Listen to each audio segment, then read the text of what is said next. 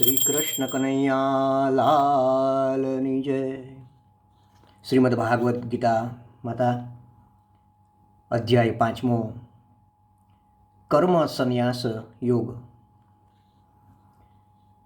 અર્જુન બોલ્યો છે, હે કૃષ્ણ, તમે કર્મ ત્યાગના બહુ વખાણ કર્યા, સાથે સાથે નિષ્કામ કર્મયોગને પણ વખાણ્યો. આ બંને વાતો એક સાથે તો બની જ ન શકે, માટે તે બેમાંથી જે રસ્તો વધુ સારો હોય તે મને જણાવો. શ્રી ભગવાન બોલ્યા છે, હે અર્જુન, આમ તો બંને રસ્તા સારા જ છે, કારણ કે તે બેઉ કલ્યાણ કરનારા જ છે. પણ કર્મ સાવ છોડી દેવું તેના કરતાં કામના વગર કર્મ કરવું તે વધુ સારું છે. તેમાં મોહ કે તિરસ્કાર હોતો નથી, કારણ કે ઈશ્વરના નિમિત્તથી કામ કરનારને કોઈનો પણ દ્વેષ હોતો નથી. વળી તે કોઈની આશા રાખતો નથી, એટલે તે જે સમયે કર્મ કરતો હોય તે સમયે પણ અંતરથી તે સંન્યાસી જેવો રહે છે. એટલે તેનું ચિત્ત શુદ્ધ જ હોય, તેથી જ તે સાચું જ્ઞાન મેળવીને સંસારના બંધનોમાંથી છૂટી જાય છે. સાંખ્ય યોગ એટલે સંન્યાસ યોગ અને નિષ્કામ કર્મયોગ એ બે બાબતો એકબીજાથી જુદી છે જ નહીં. બાળક બુદ્ધિના લોકો તેને જુદી ગણે છે. આ બેમાંથી કોઈ એક માર્ગ પસંદ કરીને તેને વળગી રહે તો તે માણસને જે ફળ મળે તે જ ફળ બીજા માર્ગવાળાને પણ મળે છે, કારણ કે તે બંનેના ફળમાં કશો જ ફેર નથી. કામના વગર કામ કરે તે જ સંન્યાસ પામે, અને સંન્યાસી જે કાંઈ કરે તેની પાછળ કોઈ ઈચ્છા સ્વાર્થ હોય જ નહીં. નિષ્કામ કર્મ કરનારને ઈશ્વરની જલ્દીથી પ્રાપ્તિ થાય છે.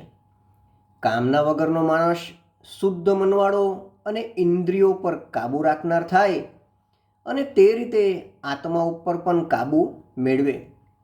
એટલે તેને મનમાં કોઈ પ્રકારનો ભેદભાવ ન રહે. આથી કર્મ કરવા છતાં તેને તેના બંધન ન લાગે. આમ નિષ્કામ કામ કરનારને ધીમે ધીમે તત્વજ્ઞાન મેળવે, અને તેથી ખાવું, બેસવું, બોલવું વગેરે અનેક ક્રિયાઓ કરવા છતાં જાણે તે કાંઈ જ કરતો નથી. તે પોતાની બુદ્ધિથી એમ માને છે કે ઇન્દ્રિયો પોતાનું કામ કરે છે, પણ મારે એટલે કે આત્માને તેની સાથે કોઈ લેવા દેવા નથી.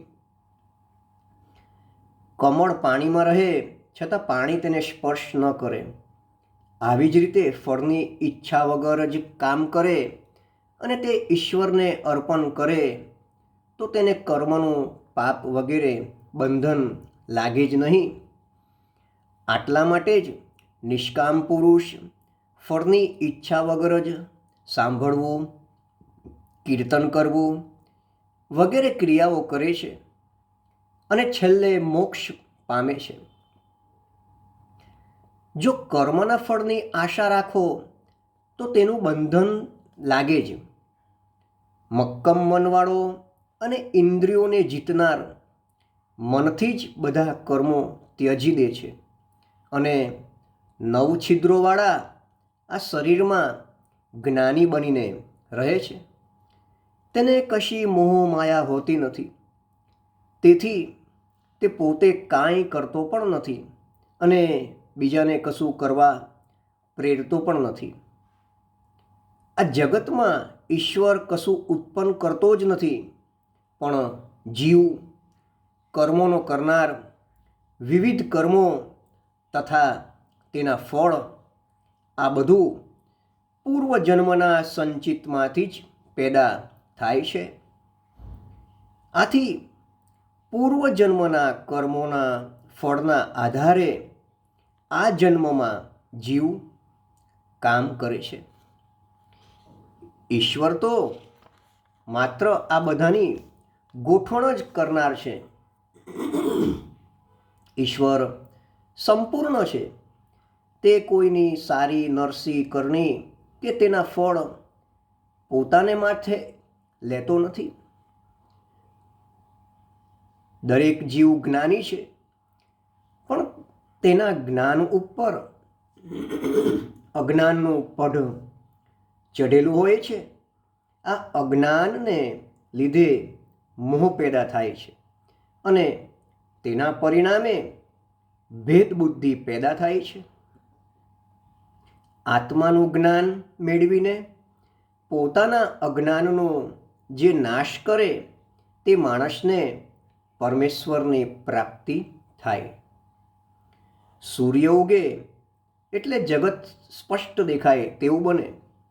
બુદ્ધિ, મન, આસ્થા અને ઈશ્વર પ્રાપ્તિની તમન્ના આટલું હોય તો ઈશ્વરની કૃપાથી બ્રહ્મ જ્ઞાન પ્રાપ્ત થાય અને તેનાથી પાપનો નાશ થાય તથા જન્મ મરણના ફેરા માટે મુક્તિ મળે. મોટો જ્ઞાની ગાય, કૂતરું, હાથી, ચંદાળ આ બધામાં જે એક સરખી જ દ્રષ્ટિ ભાવના રાખે તે ખરો જ્ઞાની. સંસારને તે જ જીતી શકે, કારણ કે બ્રહ્મ ઈશ્વર તો બધાને સરખા જ ગણે છે. આવા માણસો નિર્દોષ અને સમાન બુદ્ધિવાળા હોવાથી બ્રહ્મમય જ હોય. જે બ્રહ્મને જાણનાર હોય તેમને ક્યારેક ગમતી વસ્તુ મળે તો તેનો કાંઈ હર્ષ થતો નથી. તેવી જ રીતે અણગમતું થાય તેનું તેમને દુઃખ પણ થતું નથી. જેણે ઈશ્વર સાથે એકતા સાધી છે તેને ઇન્દ્રિયોના સુખમાં આસક્તિ હોતી જ નથી. તેને હંમેશા પોતાના અંતઃકરણમાં આત્મામાં શાંતિનો અનુભવ થાય છે અને તે માણસ સમાધિ મારફત ઈશ્વર સાથે એકતા કેળવે છે અને તેનાથી તેને અખૂટ સુખ મળે છે. ઇન્દ્રિયો અને તેના અનેક ભોગમાં અદેખાય અને વેરઝેર તો હોય જ. આથી આ સુખ કોઈક વાર દુઃખ પણ લાવે. વળી આ સુખ લાંબો સમય ટકે પણ નહીં, તેનો નાશ થવાનો છે. આથી જ્ઞાની માણસો આવા સુખ માટે ગાંડા બનતા નથી. પોતાનું શરીર નાશ પામે તે પહેલાં જ કામ, ક્રોધ વગેરેને જે કાબૂમાં લાવે તેને જ યોગી કહેવાય. આવા યોગી પુરુષો જ સાચા સુખી કહેવાય, કારણ કે તેમને ભોગ વિલાસમાં નહીં પણ આત્માના જ્ઞાનમાં જ આનંદ પડે છે અને તેથી તેમનું મન આત્માની શોધમાં જ ફરતું હોય છે. આ લોકોને નાચગાનમાં રસ પડતો નથી, પણ પોતાના અંતઃકરણમાં જ રસ હોય છે અને તેથી તેઓ ઈશ્વર સાથે એક બની શકે છે. પરબ્રહ્મમાં તેઓ તન્મય થાય છે.